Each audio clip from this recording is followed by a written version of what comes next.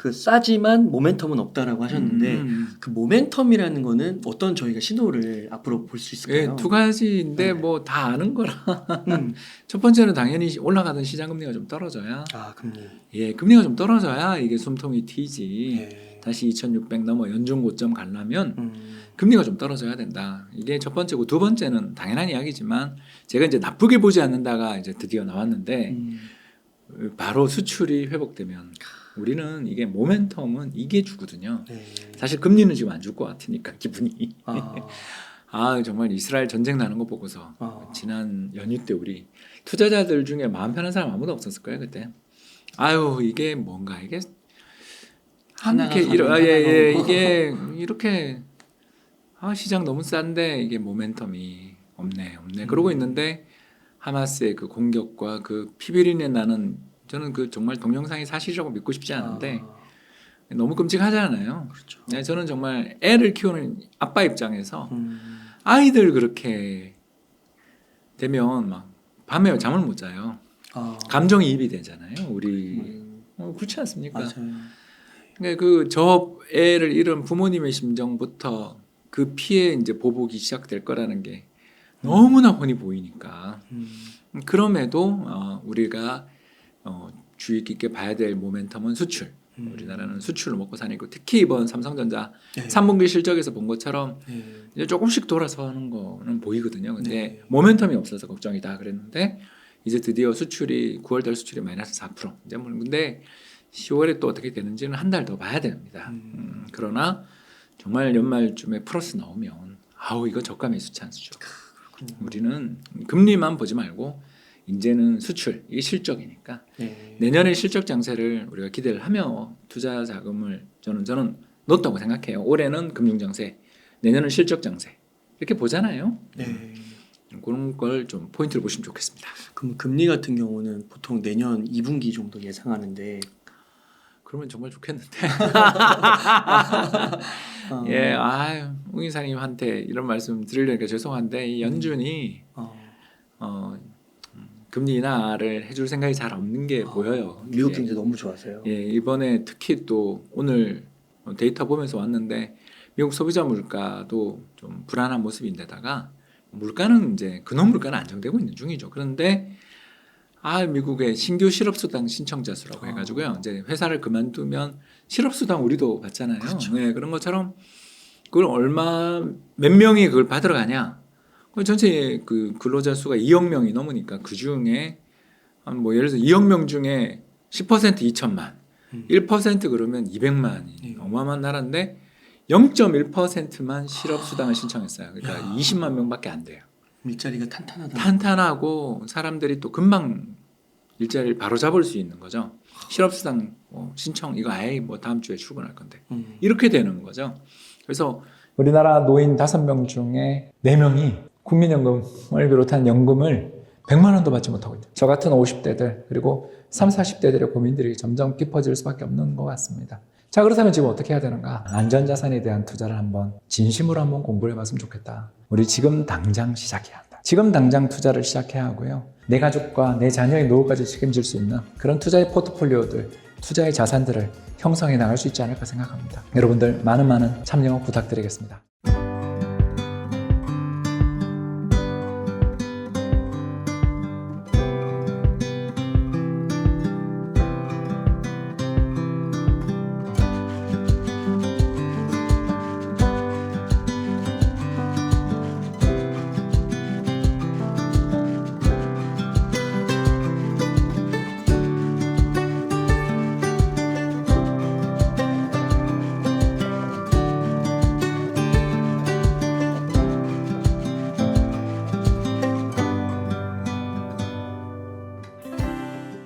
실업수당의 신청자 수가 이렇게 20만 명 초반 또는 20만이 깨질 정도로 줄어들면 실업률이 올라가기 어려워요.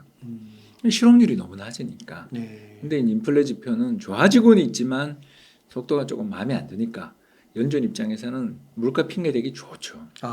그래서 그렇군요. 금리 인하 기대는 조금 어려운.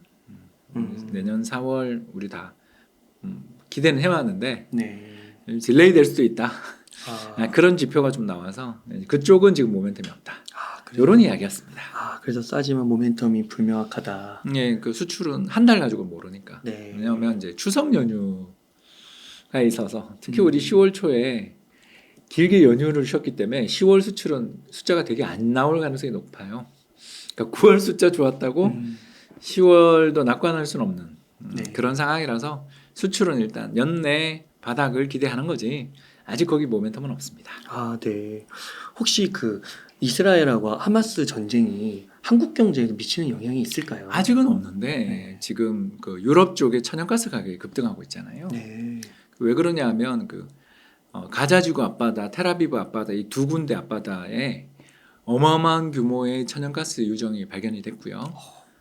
벌써 발견된 지는 한 5년 정도 지났고 그게 이제 최근에 시험 이제 생산이 들어가고 있고 이게 지금 러시아를 대체한 새로운 유럽의 에너지원이 될 거라고 믿고 있었는데 만약 이런 소요 사태가 계속 된다면 그 지중해 동부 연안에 있는 그 거대한 천연가스의 생산은 좀 지연될 수도 있고 또 생산 시설에 대한 로켓포 공격 이런 게 나오면 누가 거기 가서 일하겠어요? 그렇죠.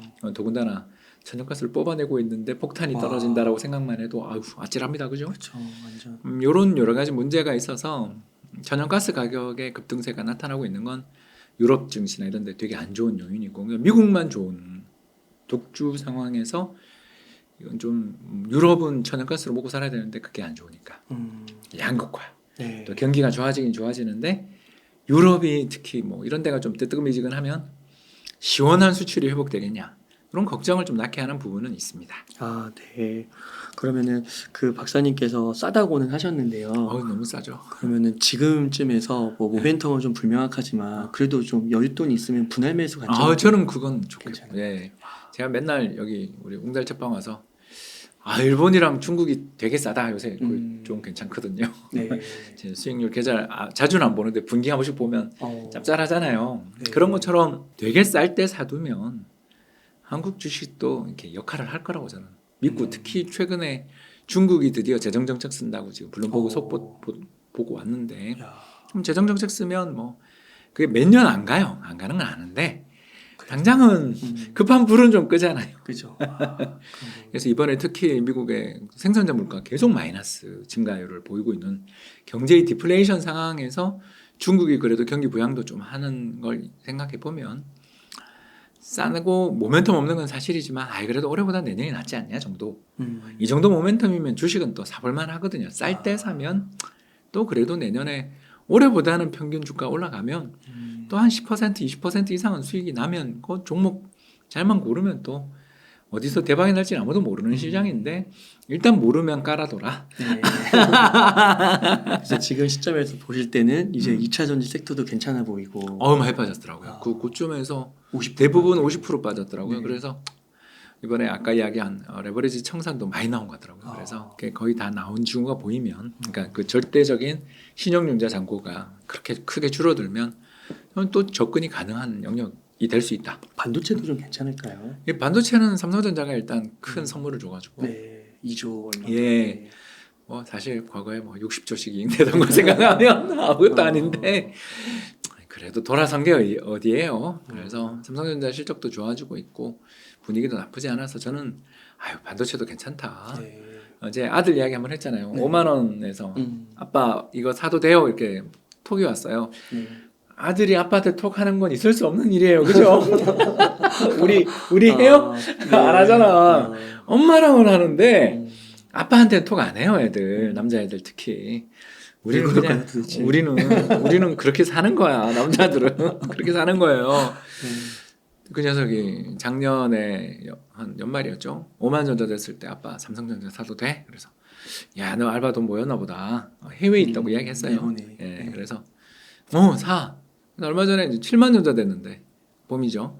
아빠 이거 팔까 그러길래 올해 솔직히 아빠 실적은 정말 여기 너무너무 안 좋은데 내년까지 보고 있으면 그래도 그보단 더 갈 것 같아. 네, 그러다가 이제 6만 잘 됐다가 다시 올라오는 중인데 네. 제가 아들한테 거짓말 했겠습니까? 제 의견을 이야기한 거죠. 삼성전자는 장타를 노리고 이렇게 길게 보고 사는 주식이지 사서 뭐 반년 만에 사고 팔고 이거는 아니고 저는 내년 이맘때까지 들고 있으면 지금보단 주가 올라가 있을 거다.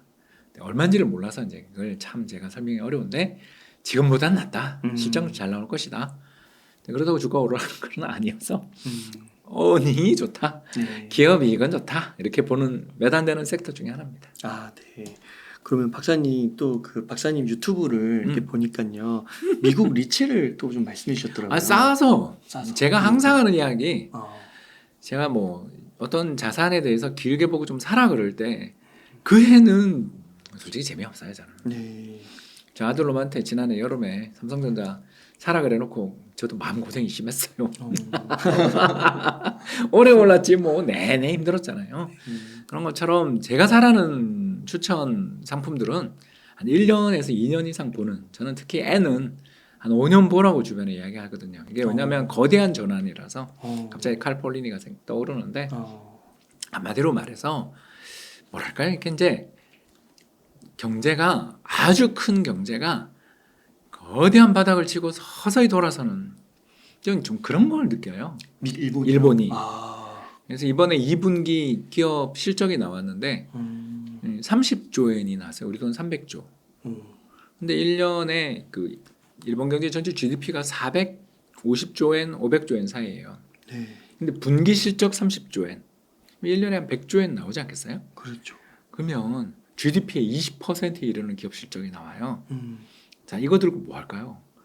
그렇죠. 어마어마한 돈을 벌었단 말이에요. 역사상 최대이익이에요. 아, 그래요. 그러면 이 돈 들고 투자를 하든가 고용을 하든가 배당을 하겠죠. 그러겠네요. 근데 그게 뭐 주식시장이 나쁘지 않잖아요, 경제에. 이 정도로 기업 이익이 레벨이 달라졌는데 비관적으로 보는 건 좀 그렇죠. 근데 달러가 너무 강세니까 투자했다고 환자손 나는 거는 어쩔 수가 없어요. 지금도 900원이더라고요. 네. 저는 송금해줘야 되기 때문에 환율을 자주 본단 말이에요.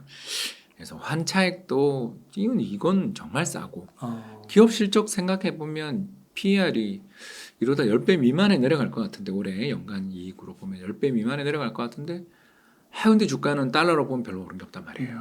우리도 그쵸. 원화로 봐도 별로 오른 게 없고 그러면 그냥 모르는 셈 치고 여기는 좀 장기로 보고 넣어놓으면 몇 년 지나서 복권 터진 기분이 나오지 않겠나. 근데 그 복권이라는 게 뭐 소소한 복권도 있고 대박 복권도 있지만 복권 정도는 된다. 그걸 볼 만한 복권이다. 이 말씀 드리고 싶어요. 그래서 리츠도 그런 거죠. 네. 그러면은 지금은 미국 주식은 약간 뭐 고평가 논란도 있던데. 저는 미국 주식은 못 사겠더라고요. 그래요. 일단 지금 미 연준 이야기를 끌고 왔는데 인플레 뭐 이야기에 부동산도 좋잖아요. 이러면 이게 딱 그 전형적으로 1996년 같은 일이 벌어지거든요. 예. 이게 이제 오늘 제가 준비해온 뉴스라기보다는 테마인데 네. 1996년에 어떤 일이 있었냐면 세 가지 일이 있었는데 첫 번째 이게 골디락스 경제가 출현했어요. 그러니까 물가는 안정되는데 실업률이 낮아요. 네. 지금이랑 똑같죠? 두 번째, 중국이랑 일본이 자국 통화 가치를 떨어뜨렸어요.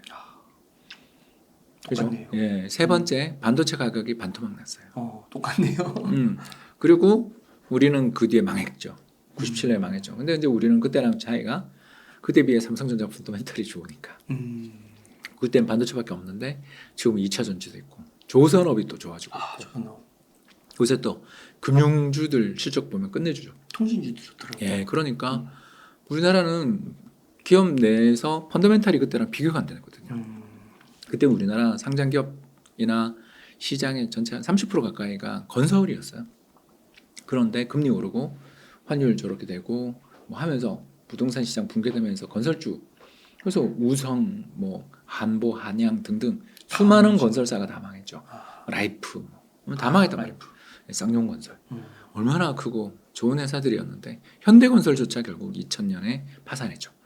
이 어마어마한 충격을 받았던 거에 비해 산업 구조가 다르고 하기 때문에 우리는 그때 같은 충격이 지금 왔는데도 종합주가지수 2100에서 바닥을 찍은 거죠. 네.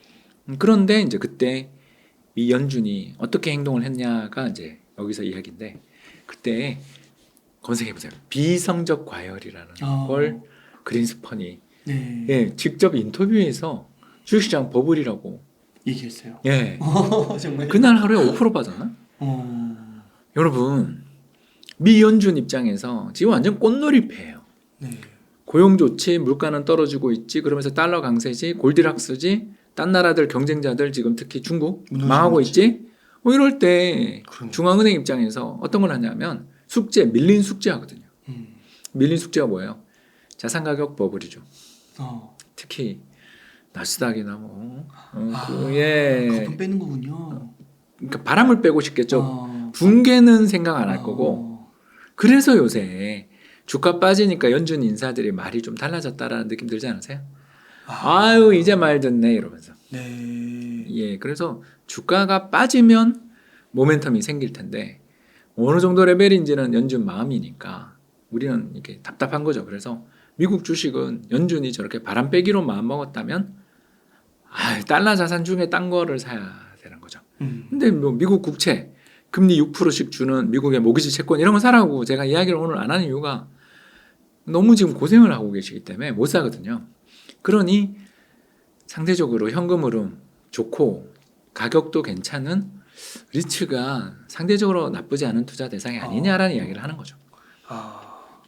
그러면은 또 제가 한국 경제 한번 그런 상황 속에서 여쭤보고 싶은 게 그 환율이요. 그 추석 연휴가 지나고 한때는 1,360원 육박하고 지금도 한 1,350원까지도 막 되는 것 같더라고요. 왔다 갔다 하죠. 그래서 뭐 1,400원 간다는 분들도 있는데 이런 전망은 좀 어떻게 생각하세요? 이 가능성이 있어요. 정말요? 여러분한테 제가 오늘 편하게 이야기합니다. 네.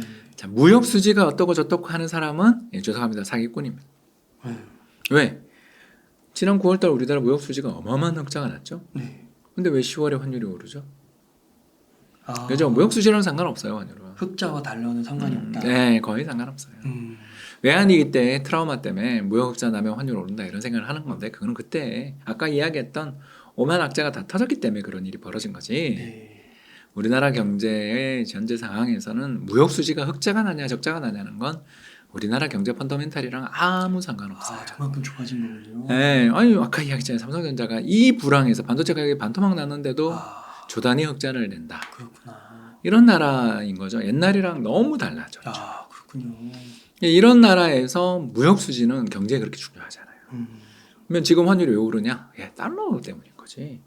우리나라 경제에 문제가 있어서 아까 봤잖아요. 있었는데 오히려 지금 해소 중이지. 삼재가 다 터졌는데 그렇죠? 미국의 금리 인상, 중국, 일본 통화 약세, 반도체 가격 폭락 다 터졌는데 환율 이 정도밖에 안 오른 게 우리 펀더멘탈인 거지. 그런데 이 환율이 왔다 갔다 한다.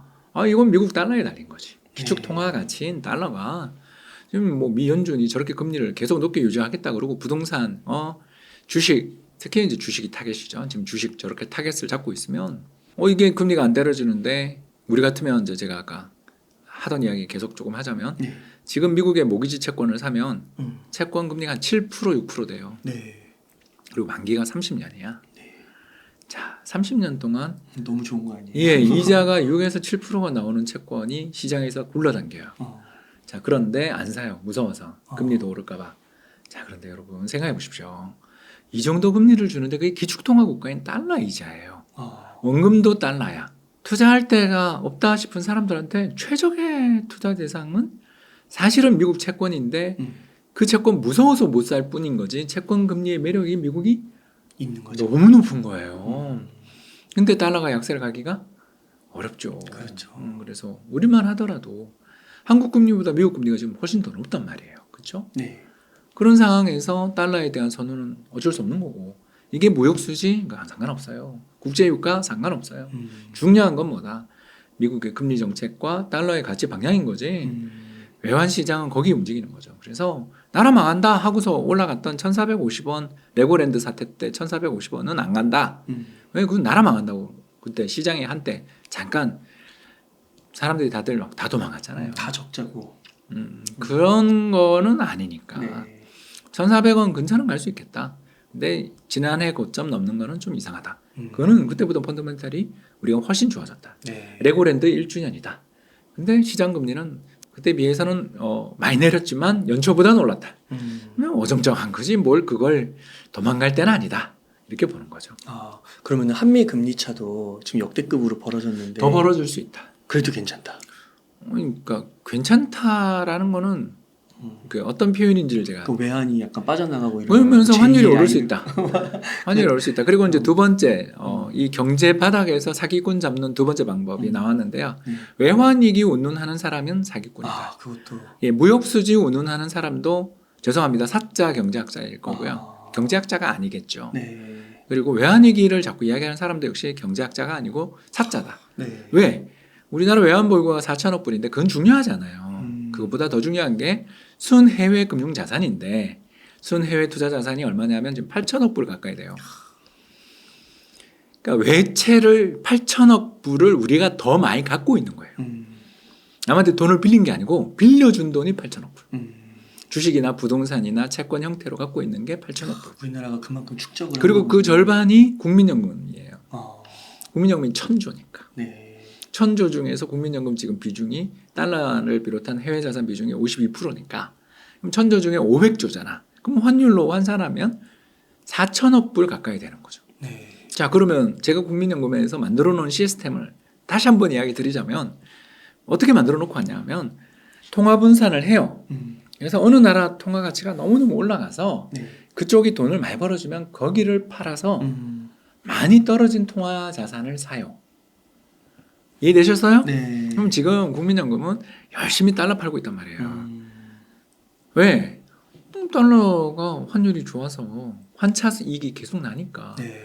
올해 7월 달까지 국민연금의 연 투자 수익이 1월, 7월 사이에 거의 10% 난 게 환차익 덕이 굉장히 크단 말이에요. 근데 그거 그냥 내버려뒀다가 환율 떨어지면 손해잖아. 네. 그만큼을 팔고 있어요. 그런 세력이 4천억 불 정도 되는 국민연금이 있고 또 2천억 불 정도 되는 KIC가 있어요. KIC가 뭐냐면 한국투자공사의 약자고요. 네. 여기 전님 본부장님이 저랑 굉장히 친한 형님인데 거기도 똑같아요. 대부분 자산을 달러로 갖고 있고 달러 가치가 너무 많이 올라가면 이게 외환보유고를 위탁 운용해 주는 거기 때문에 이거 너무 달러 가치 올라가고 자산 가격 오르고 그러면 우리나라 국내에 또 어려움이 생기면 팔 수 있는 자산이에요. 그렇군요. 그러니까 정부가 갖고 있는 돈이 6천억 불 정도. 나머지 민간 3대 보험사를 비롯한 각종 우리 동학개미들이 또 한 800억 불, 900억 불 갖고 있지. 맞아요. 이것까지 합쳐서 그 정도가 되는 거예요. 아. 이렇게 우리가 부자가 됐는데 외환위기가 난다. 이게 외환위기가 나는 게 아니라 외국인이 갑자기 달러를 패서 그 우리나라에서 달러를 빼면서 환율이 지속고 주가가 폭락하는 일은 있을 수 있죠. 근데 그게 나라 망한다랑은 주가가 폭락한다지. 네. 환율이 작년처럼 급등한다. 이건 맞죠. 그거는 외환위기가 아니고 뭐라고 하냐면 금융시장의 변동성이 커지고 주가 폭락 사태가 벌어진 거죠. 구분해야죠. 나라 망한다라고 자꾸 이야기해버리면 어우 곤란하죠. 특히 우리나라 국가부채 많다고 막 그러시는데 그 국가부채의 또 대부분 상당수가 뭐냐면 달러를 외평채를 사서 외환보유고를 확충하기 위한 채권 발행을 과정에서 발생한 적자예요. 구조적인 우리가 그러면 달러 환율이 올라가면 그걸 이번에 팔아서 정부가 재정에 환입한다는 얘기 들으셨죠? 네. 이것처럼 우리나라는 그런 GDP 대비해서 국가 부채가 한 40% 정도 되는 세계에서 제일 건전한 나라 중에 하나인데 우리보다 건전한 나라는 노르웨이 정도밖에 없어요. 와. 아이고 노르웨이 근데 산유국이잖아. 네. 그러니까 선진국 중에 우리보다 국가 부채가 적은 나라는 노르웨이밖에 없는데 그 중에 우리나라 국가 부채의 거의 절반이 달러를 사기 위해 발행한 채권이에요. 네. 그래서 달러 자산이 있고 부채도 있는 거니까 이 둘을 쌤쌤하면 이거는 사실은 부채가 아니거든요. 보유한 자산이 있는 부채예요. 네. 대응 자산이 있는 부채라 그러거든요. 아, 그렇군요. 이걸 빼면 우리나라는 GDP 대비 국가 부채가 20%가 안 돼요. 대단하네요. 그러니까 이런 나라에 살면서 네. 외환위기가 온다, 나라 망한다라고 이야기하시는 분들은 뭐냐 하면 무당이죠.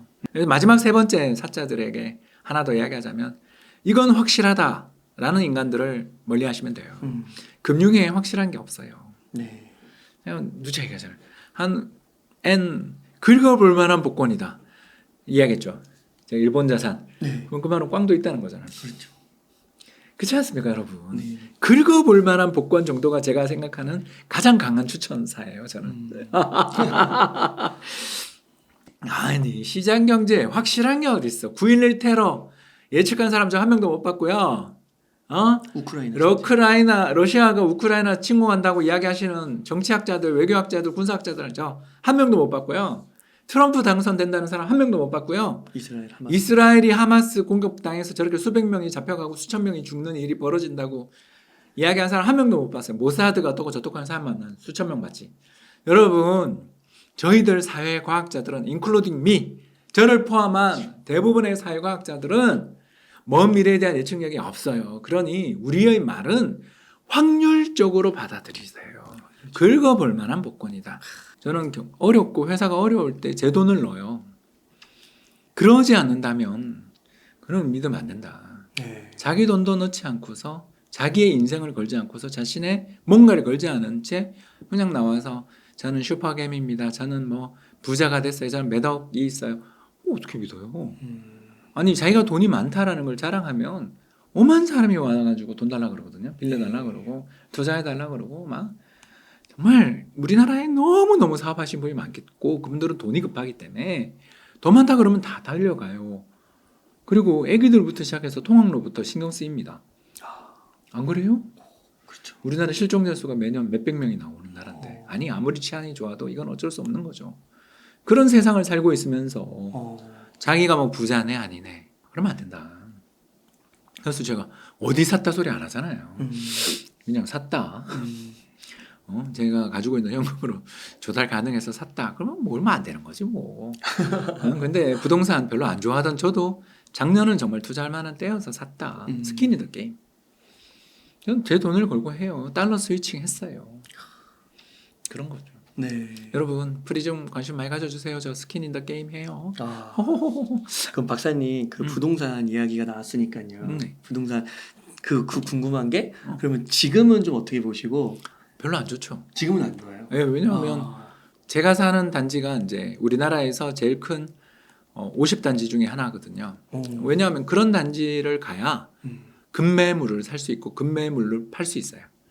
이해되시죠? 네. 그러니까 거래량이 많은 단지는 그게 진짜 가격이에요. 대규모 단지니까. 네, 대규모 단지니까. 그래서 그걸 우리나라에 뭐더라? KB 선도 아파트 50. 거기 있는 단지 중에 이제 꼬레비 쪽에 있는 단지를 샀는데 네. 제가 좋아하는 지역을 샀어요. 늘 쳐다보고 산책하던 데를 샀어요. 자, 그런데 이제 그걸 사서 50개를 쭉 매달 저는 월말마다 그걸 돌려보거든요. 네. 그 50개 단지의 거래 동향을 다 살펴봐요. 와. 당연히 부동산 리치고에 다 있습니다. 저희 투자자잖아요, 네. 거기가. 그래서 부동산 리치고를 가지고서 이렇게 쭉 옆에 KB 부동산 50 리스트를 놓고 이렇게 쳐서 보면 거의 한 90% 왔어요. 고점 대비요? 네. 와, 많이 2021년 9월 대비 거의 90%까지 붙었어요. 회복한 거네요. 근데 우리가 그 세금 혜택이 아직 없어요. 정부의 세제 혜택 이거는 거의 없죠. 뭐 예를 들어서 뭐 세금 뭐 하나도 안 내도 돼. 뭐 양도세 면제 이런 거 없잖아요 아직. 그렇죠. 네. 그러기 때문에 우리가 집을 사서 내야 될 세금을 생각해 보면 지금 그 가격에 집을 산다는 건 2021년 9월 최고가를 넘는다는 확신이 있어야 살 수 있어요. 그런데 그때 비해 금리가 지금 변동금리 기준 3배 레벨이고 네. 성장률은 반토막이 났는데 올해 바닥치겠지만 아무튼 올해 성장률 1%대인데 그때는 3-4% 성장이 나오던 때인데 그때랑 가격이 같아야 된다? 내년 또 2%잖아요. 저는 2% 더 날 수도 있다. 수출 회복되면 더 나요. 음. 요약하자면 매력 있는 레벨에서 본은 아니고 네. 여기서 사면 조금 유리한 점은 고점 대비 10% 조정에 2년간 인플레 8%. 그래서 18% 정도의 실질 가격 조정이 있었다라는 건 인정. 그렇죠? 그러니까 왜냐하면 명목 가격 10% 조정에 물가가 8% 올해 작년 올해 한 8% 올랐으니까 작년이 5% 올해가 3% 오르니까 18%. 예, 그 정도 저평가된 거는 맞는데 네. 그게 버블이었기 때문에 2021년 9월이 제 생각에는 적정가 대비 한 20%에서 25% 버블이었거든요. 네. 그러면 지금은 적정 레벨에서 약간 비싸거나 그 정도 레벨인 거죠. 그렇군요. 그러니까 아주 매력이 있지는 않은 거죠. 이해되시죠? 네. 예, 그래서 올해부터 내년 사이에 저기 그 좋은 단지가 청약이 있어요. 많이 좀 저는 잘 골라서 무지성 청약은 제발 좀 하지 마시고요. 그러면 왜냐하면 그 뒤에 그 아시잖아요. 계약 포기하면 줍줍. 이게 줍줍으로 나오게 되지만 그 하셨던 분은 그 귀한 가점을 활용할 기회가 사라지잖아요. 그렇죠. 예, 그렇기 때문에 좀 잘 살펴서 좋은 단지들이 내년까지 쭉 나오니까 오. 한번 보시면 좋을 것 같습니다. 물론 이제 분양 시기는 계속 딜레이 되더라고요. 그러겠네요. 그러면 구축이 좀 떨어질 가능성도 있는 건가요? 있긴 있는데 네. 뭐 솔직하게 말해서 금리가 여기서 더 오르면 버틸 수 없을 것이다. 그러니까 적정가보다 좀 비싸거나 적정가 레벨인데 금리까지 오르면 다시 고평가가 되는 거잖아요. 집값은 금리의 함수니까. 작년보다 낮다지 올 초보다 높으니까 지금 금리가. 이런 상황에서 금리 오르면 올해 연말에는 조금 조정이 나올 수도 있다. 그렇기 때문에 저는 지금 사서 리스크가 좀 있다. 근데 앞으로 계속 분양가는 오를 테니까 그걸 감안하면 입주 때 안전마진은 좀 존재하니까 분양이 지금은 제일 낫고 기축 사는 거는 잘 분석하고 뭐 미래의 가치를 잘 파악해서 내가 잘 아는 동네에 싼 거는 사도 되는데 아니면 저는 권하고 싶지 않다. 이렇게 말씀드리고 싶네요. 그렇군요. 그러면은 박사님 그 작년도 9월 그런 그 박사님께서 그 기회를 잡으셨을 때 그와 같은 때가 앞으로는 또 오기는 하는 건가요? 1, 2년 안에 또 올 것 같은데. 아, 왜 그러냐면 우리나라가 지금 지난 시간에 제가 이야기했지만 1996년하고 닮았다 그랬어요. 그거 뭘 묘하냐면 우리는 안 망하는데 다른 나라 망한다는 이야기를 했거든요. 무서운 이야기를 한 거예요. 지난 시간에 우리가 모르고 지나갔죠. 왜 그러냐면 미국 달러 강세인데다가 미국이 지네 나라만 챙기면서 딴 나라는 신경 안 써주고 그리고 각국이 자국 통화의 가치를 떨어뜨리는 환율 평가절하 경쟁을 펼칠 때 그거에서 뭔가 신속하게 잘 못 따라가는 나라들은 문제가 생기는. 네. 그래서 제일 지금 걱정이 어디냐면 이탈리아죠. 그러니까 유럽이 왜 요새 주식시장이 상반기 좋다가 요새 안 좋으냐면 독일 성장률 마이너스 나온 데다가 이번에 이탈리아 정부가 대규모 경기 재정 지출을 확대하는 정책을 썼는데 지금 그 이탈리아 금리가 많이 오르고 있거든요. 네. 그러면 또 이거 2012년 같은 재정 위기 나는 거 아닌가에 대한 걱정이 피그스 피그스 중에서 일단 뭐 아일랜드나 아이슬란드 그리고 몇몇 나라는 다 복구가 됐기 때문에 거기는 문제 없으니까 피그스가 아닌 이제 새로운 리스트가 나오겠지만 요거가 좀 걱정이죠. 그래서 이탈리아가 망한다 이런 이야기를 하려는 게 아니라 뭔가 심상찮은 분위기가 보이는 나라들이 전 세계적으로 몇 개 보이는데 그 중에 하나도 안 터지면 그냥 쭉 가는 거고 그게 아니면 한 번 또 조정받고 갈 수도 있는 거죠. 시장이라는 건. 네. 그 리스크가 조금 있어요. 내년에. 네. 그렇군요. 그렇기 때문에 시장에 기회가 없다, 있다 이렇게 단언할 수는 없고 뭐 1, 2년 뒤에 또 올 가능성은 저는 꽤 있다. 그리고 아까도 말씀드렸지만 인플레가 나는데 집값이 못 오르면 결국 그건 실질 가격이 떨어지는 거라 매력이 올라간다는 것도 기억하시면 좋겠습니다. 네. 박사님 끝으로 마지막 질문 하나 드리면은 한국이 좀 장기 저성장 시대로 들어가고 그다음에 장기 경기 침체가 예상된다라는 말들도 있더라고요. 이런 거에 대해서 어떻게 생각하세요? 네, 저는 반대 의견이죠. 저는 거의 30년 만에 운대가 터지는 시기가 오고 있다고. 그래요? 왜 운대가 터지냐면 세 가지 때문인데 네. 첫 번째는 우리 원화가 원체 저평가돼서 네. 기업들의 경쟁력이 굉장히 세지고 있다라는 거는 뭐 아까 이야기했으니까 넘어가고요. 네. 두 번째가 뭐냐면 베이비붐 세대의 은퇴가 시작되는데 이 사람들이 죄송합니다. 우리 58년 개띠 형님들 저보다 이제 10살 많으신 11살 많은 형님들이 지금까지 직장에 계신 분들은 생산성에 비해 높은 임금을 받고 있죠. 그러니까 기아차 같은 데서 고용 세습을 하려고 드는 거죠. 이해되세요? 네. 자신의 생산성과 자신의 어떤 성과에 비해 노동조합을 갖고 있다는 이유로 더 많은 연봉을 받고 있기 때문에 자녀들에게 고용 세습을 그렇게 요구하는 거 아니냐. 근데 그분들이 수십만 명이 은퇴를 합니다. 왜 58년 개띠가 지금 올해 딱 보시면 알겠지만 만 65세잖아요. 그러면 어떤 기준을 보더라도 그 뒤 10년간에 태어난 1000만 명이 곧 은퇴를 하는데 그 중에 생산성이 높은 분들이 회사에서 잡을 테니까 은퇴 안 하겠죠. 근데 생산성이 낮은 사람들은 은퇴하죠. 그리고 네. 그 은퇴하시는 분들이 현금은 또 빵빵하게 어마어마한 퇴직금을 갖고 나오시니까 경제 저축이 늘죠. 그런데 그분들의 일자리는 비는데 좋은 일자리가 비니까 당연히 우리 MZ 세대들에 대해서 일자리가 엄청 열리겠죠. 그렇군요. 그리고 두 번째 이거까지 설명이 됐고 세 번째가 뭐냐면 제2차 한일 미일 반도체 협정이 맺어진 거와 똑같은 일이 벌어지고 있지 않습니까? 네. 80년대 우리가 반도체 굴기를 할 수 있었던 이유가 미국이 일본산 반도체에 대해서 쿼터를 하고 일본에 대해서 규제를 해서 한국이 인텔로부터 미국으로부터 기술을 이전받아서 반도체 산업을 만들었죠. 네. 그런데 지금 똑같은 일이 벌어지고 있죠. 중국산 반도체가 멸망할 때까지 미국은, 그리고 다음 대통령이 트럼프로 보이는데 트럼프는 더 심하게 하겠죠. 네. 화웨이 규제했던 사람이 그 사람이에요. 맞아요. 자, 그렇다면 영영 중국의 반도체는 경쟁자 정도가 아니라 그냥 순수한 수입국으로 영원히 살아야 될 정도의 타격을 계속 받고 있는 중인데, 최근에 특히 중국의 그 공산당 기울리, 우리나라로 얘기하면 감사원인데 감사원에 거기는 군대가 있어요.